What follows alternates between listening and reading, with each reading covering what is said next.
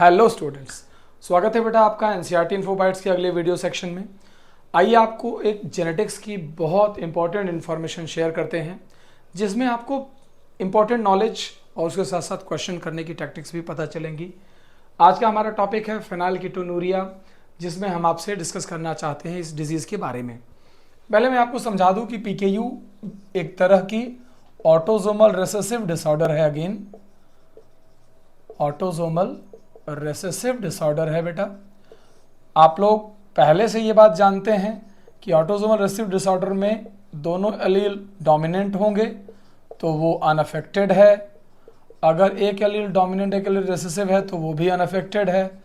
But if both allele are recessive तब जाकर इस इंडिविजुअल को आप अफेक्टेड या डिजीज्ड कह सकते हैं। फेनाइलकीटोनूरिया के बारे में स्पेशल बात ये है कि एक तरीके की ऐसी डिजीज़ जिसमें हम जेनेटिकली किसी जीन को अफेक्ट होते हुए देख लेते हैं, और जब ये जीन अफेक्ट हो जाता है तो उसके आगे उसके इम्पैक्ट दिखाई देने लगते हैं। फेनाइलकीटोनूरिया ड्यू टू जीन म्यूटेशन है, ये जानते रहिए। और एक और स्पेशल बात फेनाइलकीटोनूरिया के बारे में बेटा जी, एंड दैट इज कि ये एक एग्जाम्पल है, example of pleiotropy. Remember this concept of genetics. When a gene controlled more than one character at a time, अगर एक जीन एक से ज़्यादा फिनोटाइप को कंट्रोल करे तो उस प्रोसेस को क्या बोला जाता है? प्लियोट्रॉपी। मान लीजिए मैंने कहा वन जीन है, लेकिन वो अगर फिनोटाइप 1 को कोड करे, फिर वो फिनोटाइप 2 को कोड करे, फिर वो फिनोटाइप 3 को कोड करे, ऐसे अगर वो मल्टीपल फिनोटाइप्स को कोड करे then the process is called as pleiotropy। और PKU भी pleiotropy का ही एक एग्जाम्पल है। एनसीईआरटी में PKU को समझाने के लिए दो चीज़ें हैं। पहली चीज़ तो हमारी बॉडी में जो एक अमीनो एसिड होता है फेनाइलएलेनिन। अब ये जो फेनाइलएलेनिन है जिसे हम PHE कहते हैं डॉक्टर्स, ये कन्वर्ट होता है टायरोसिन में। टायरोसिन भी एक तरह का अमीनो एसिड है जिसे TYR से रिप्रेजेंट किया जाता है। तो फेनाइलएलेनिन को टायरोसिन में कन्वर्ट करने के लिए जो एंजाइम आता है उसका नाम फेनाइलएलेनिन हाइड्रोक्सिलेज रहता है। क्या है बेटा? फेनाइलएलेनिन हाइड्रोक्सिलेज।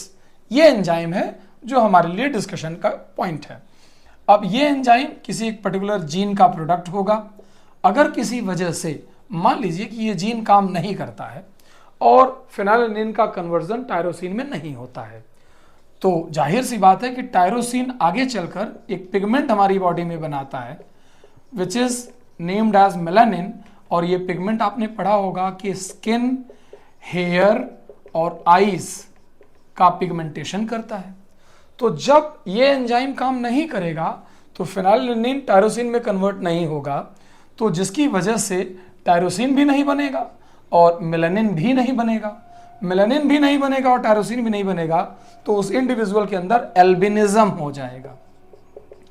एल्बिनिज्म हो जाएगा स्टैंड्स फॉर पहला फिनोटाइप आपके सामने आ गया। अब ऐसे इंडिविजुअल में बाल एकदम गोल्डन कलर के वाइट, आंखों का कलर भी नहीं बनेगा और स्किन कलर भी एकदम सफ़ेद होगा।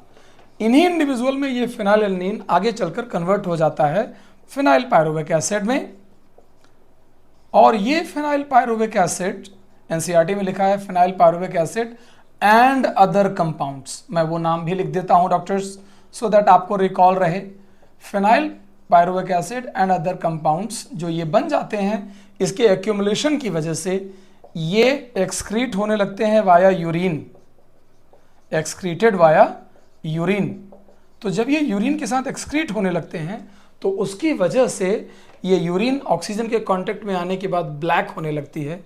और जब इस डिजीज़ के वजह से एक्सक्रीटेड बाय यूरिन को ही हम बोलते हैं फेनाइलकीटोनूरिया। ये रहा दूसरा फिनोटाइप।